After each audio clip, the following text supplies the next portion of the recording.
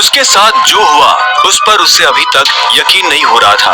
उसके हाथ में अपने पिता की तस्वीर थी, लेकिन उस तस्वीर में वो गुस्से से भरी निगाहों से राणा को देख रहा था। अगर उसका बस चलता तो वह अभी की अभी राणा का सर काटकर अपने पिता की मौत का बदला ले लेता। मैं तुमसे पूछना ही भूल गया, इतने सालों तक तुम थे कहाँ थे तुम? पापा के जाने के बाद मैं एक अनाथ आश्रम में पला बढ़ा। कई सालों के बाद वहां से निकला, काम करने लगा ताकि पढ़ाई के लिए पैसे जोड़ सकूं। लेकिन इस दौरान आप लोगों ने मुझे ढूंढा क्यों नहीं? टाइगर, ऐसा नहीं है कि मैंने तुम्हें ढूंढने की कोशिश नहीं की। जैसे कि मैंने तुम्हें बताया कि तुम्हारे पापा के जाने के बाद माफिया वर्ल्ड में अफरा तफरी मच गई थी। हम उसे भी संभाल रहे थे और तुम्हें भी ढूंढने की कोशिश कर रहे थे, लेकिन वक्त के साथ साथ तुम्हारा चेहरा भी बदल रहा था, इसलिए तुम्हें ढूंढने में बहुत मुश्किल हो रही थी। फिलहाल अब तुम मिल गए हो। अब तुम्हें देखकर मोंटी और बाकी सब लोग बहुत खुश होंगे। मोंटी का नाम सुनते ही अभिनव को गुस्सा आ गया था। मोंटी एक गद्दार का बेटा था। अभिनव ना तो उस गद्दार के बेटे से मिलना चाहता था और ना ही बात करना चाहता था। लेकिन पापा ने तो मुझे कभी इस माफिया ग्रुप के बारे में कुछ बताया ही नहीं है। वो चाहते तो मुझे बता भी सकते थे। तब तुम बहुत छोटे थे, शायद इसीलिए संजय ने तुम्हें इन सब चीजों से दूर रखा। लेकिन मेरा यकीन मानो, मैंने तुम्हें ढूंढने की बहुत कोशिश की। अब तुम मिल गए हो तो मुरझाया हुआ द माफिया किंग फिर से जिंदा हो जाएगा। चीयर्स। अभिनव के मन में कई सारे सवाल उठ रहे थे।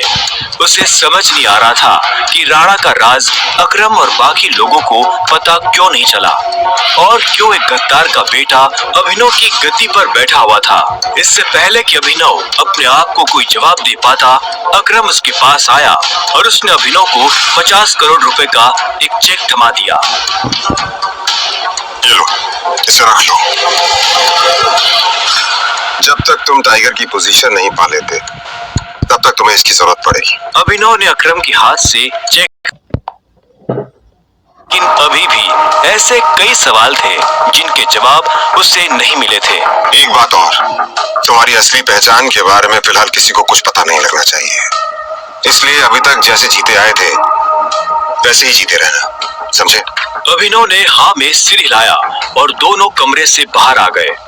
इधर अनन्या चिंता भरी निगाहों से उस कमरे के दरवाजे को देख रही थी जिसमें अभिनव और अकरम थे।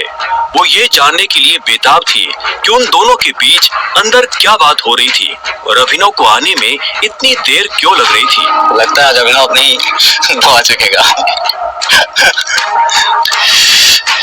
वैसे कितने दुख की बात है ना, शादी के बाद बेचारा ऐश करने से पहले ही मर जाएगा। ये सुन अनन्या को झटका लगा। वो जानती थी कि अकरम के लिए किसी को मारना कोई बड़ी बात नहीं थी। अकरम सर जैसे गटर के चूहों को बर्दाश्त नहीं करते हैं, साफ कर देते हैं।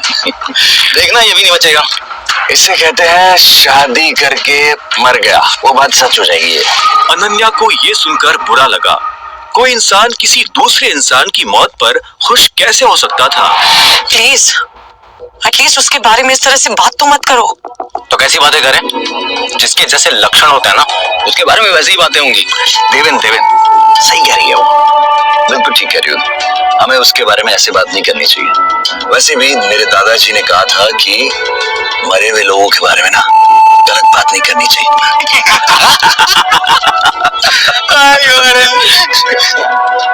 इससे पहले कि अनन्या कुछ कहती, अकरम अभिनव को लेकर बाहर आ रहा था। अभिनव के बदन पर एक छोटी सी खरोच भी नजर नहीं आ रही थी। जब देवेन और सनी ने ये देखा तो उनका मुंह हैरानी के मारे खुला का खुला रह गया। इसे देख तो लग ही नहीं रहा है कि अकरम सर ने इसे हाथ भी लगाया है। वैसे जितनी देर तक ये दोनों कमरे के अंदर थे अब तक तो इसकी नाक टूटी हुई होनी चाहिए थी, पर ये तो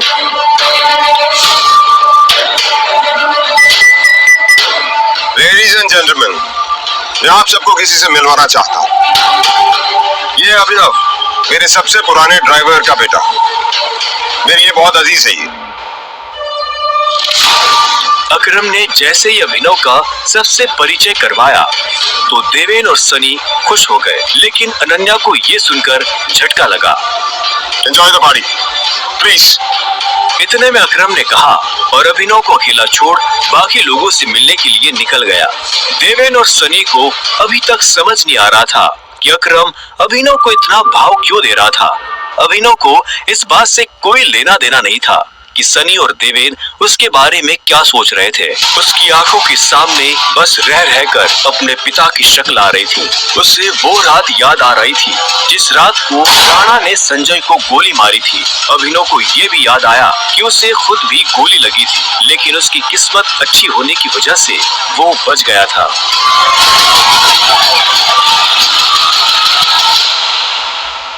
मुझे नहीं लगा था कि तुम अपने पैरों पर बाहर भी आ पाओगे।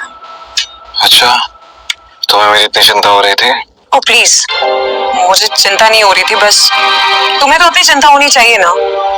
अगर जिंदा रहना चाहते हो तो थोड़ा बचकर रहो। अकरम सर ने तेरे से अंदर क्या बात की बता। उन्होंने मुझसे कहा कि अगर देवेन जैसा गधा तुझसे सवाल पूछे तो उसे जवाब मत देना। रामखोर।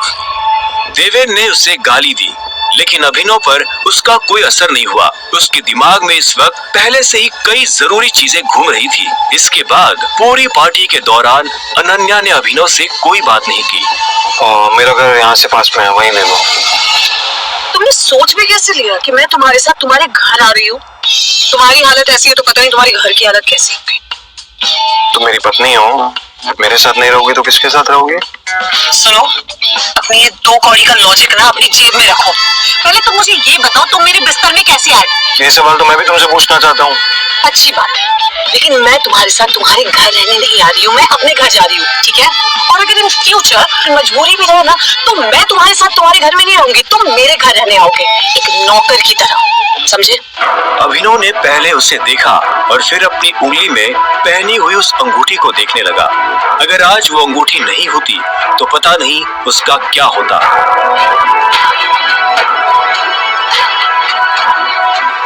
अगली सुबह जब अभिनव का अलार्म बजा तब वो फिर से वही सपना देख रहा था। अलार्म की आवाज सुन वो झटके से उठा और अपने बिस्तर पर बैठ गया। उसने उठते ही मन ही मन सबसे पहले अकरम को धन्यवाद दिया, जिसने उसके पिता की कंपनी को इतने सालों बाद भी जिंदा रखा, लेकिन साथ ही उसे अपने पिता को खोने का मलाल भी था। इसी ख्याल के साथ अभिनव बिस्तर से उठा और अपने काम पर जाने के लिए तैयार होने लगा। अकरम के हिसाब से उसकी डिलीवरी बॉय की जॉब उससे अपनी पहचान छुपाने में काफी मदद कर सकती थी। अभिनव ने अपनी जेब में अकरम का दिया हुआ चेक डाला और घर से निकल गया। 1 घंटे बाद जब वो अपनी बाइक से ऑफिस आया और कॉरिडोर में चलने लगा तो उसे पीछे से आवाज आई, ए डिलीवरी बॉय। यह आवाज उसके साथ काम करने वाले हरीश की थी। उसे ऑफिस में अपना काम करने की नहीं, अभिनव को चिढ़ाने की तनख्वाह मिलती थी। क्या हुआ, कुछ काम है? मुझे देर हो रही है। हाँ, अबे तुझे किसी मीटिंग में जाना है, बॉस तुझे बुला रहा है। और भाई कल तू कहाँ चला गया था बिना बताए? अपने बाप की बारात में गया था क्या? ये सुन अभिनव की नसें गुस्से में फटने को आई थी। वो चाहता तो अभी हरीश के सारे दांत एक मुक्के में अलग कर सकता था, लेकिन उसने अपने आप को शांत किया और उसकी बात का जवाब दिए बिना अपने बॉस के कैबिन की तरफ बढ़ने लगा। Good morning sir. ऐसा क्या है गुड इस मॉर्निंग में? अभिनव के पास इस सवाल का कोई जवाब नहीं था। ऐसे में उसके बॉस ने आगे कहा, कल तुम बिना बताए चले कैसे गए? अभिनव के पास इस बात का भी कोई जवाब नहीं था। वो चाहता तो अपने बॉस को कोई बहाना बनाकर टाल सकता था, लेकिन अभिनव झूठ नहीं बोलना चाहता था।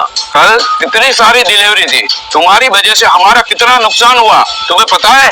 पर सर मुझे महीने में कैजुअल लीव तो मिलती है, तो शट अप! काम तो तुमसे होता नहीं है, बस बहस करने चले आते हो। ये कंपनी तुम्हारे बाप की है। ये सुनते ही अभिनव का पारा गर्म हो गया था। उसने गुस्से में अपनी मुट्ठी भींच ली और घूरते हुए अपने बॉस को देखने लगा। और क्या रहा है? अपना सामान बांध, और निकल यहाँ से। You are fired! अभिनव को ये सुनकर झटका नहीं लगा। असल में वो जानता था कि उसके साथ ऐसा कुछ बहुत जल्दी हो सकता था। उसका बॉस और देवेन एक दूसरे को बहुत अच्छी तरह से जानते थे। कल पार्टी में अभिनव ने देवेन को जिस तरह से जवाब दिया, उन्होंने मुझसे कहा कि अगर देवेन से जगह था तुझसे सवाल पूछे तो उसे जवाब मत देना। उससे उसे समझ आ गया था कि आज नहीं तो कल ये होकर रहेगा। ठीक है, कोई बात नहीं, मैं चला जाता हूँ। जो मैंने पूरा महीना काम किया है उसकी सैलरी दे दीजिए। सैलरी? तेरी वजह से हमारा जो नुकसान हुआ उसकी भरपाई अगर मैं तेरी सैलरी से भी करूँ ना तो भी तुम्हें अपनी जेब से 10,000 रुपए देने पड़ेंगे। शुक्र मना कि वो मैं तुझसे नहीं मांग रहा, इसलिए चुपचाप निकल यहाँ से। क्या बोल रहे हो सर आप? क्या मेरे एक दिन आने में अब तो 25,000 का नुकसान हो गया? मैं तब तक यहाँ से नहीं जाऊंगा जब तक मुझे मेरी सैलरी नहीं मिल जाएगी। सैलरी दीजिए। सैलरी? रुक, अभी देता हूँ तुझे तेरी सैलरी। उसके बॉस ने कहा और टेबल पर रखी घंटी बजा दी। अगले ही पल कमरे का दरवाजा खुला और 4 बाउंसर अंदर घुस आए। उठाकर बाहर पटको साले को।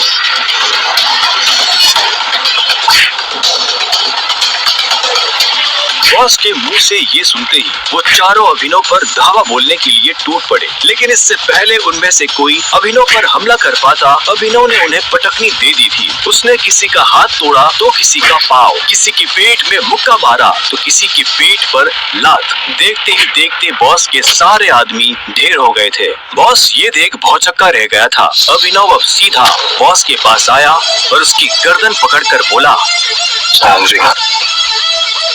बॉस ने घबराहट में अपने ड्रॉर से कैश निकाला और कांपते हाथों से अभिनव को थमा दिया। अभिनव ने कैश देखा और बॉस की गर्दन छोड़ वहां से बाहर निकलने लगा। इससे पहले कि वो बाहर आता, उसने बॉस की आंखों में देखा और बोला, और एक बात याद रखना, अगर आज के बाद किसी के बाप पे गया ना तो गर्दन तेरी होगी, पंजा मेरा। ये सुन बॉस के होश उड़ गए थे। उसे पता था कि अभिनव एक गुस्सेल आदमी है, लेकिन उसने कभी उसका गुस्सा देखा नहीं था। इधर अभिनव भी जब ऑफिस से बाहर आया तो उसे एक अनजान नंबर से फोन आया। अभिनव ने फोन उठाया। हेलो, कौन? टाइगर, अकरम। हाँ कहिए। मुझे तुम्हें किसी से मिलवाना है, वो भी हमारे माफिया वर्ल्ड का एक बहुत बड़ा नाम है और साथ ही साथ तुम्हारे पापा और मेरा जिगरी यार भी, बलराज। मैं चाहता हूं कि बलराज को पता चल जाए कि हमारा टाइगर वापस लौट आया है, इसलिए शाम को साथ में डिनर करेंगे, होटल सफायर में। एड्रेस तुम्हें भेज रहा हूं, ठीक है? सी या, बाय।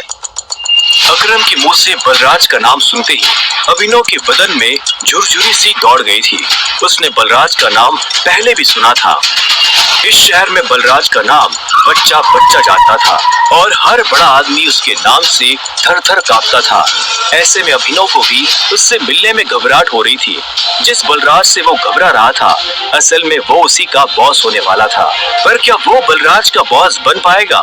क्या वो अपने पिता के दोस्त को अपना दोस्त बना पाएगा? जानने के लिए सुनते रहिए।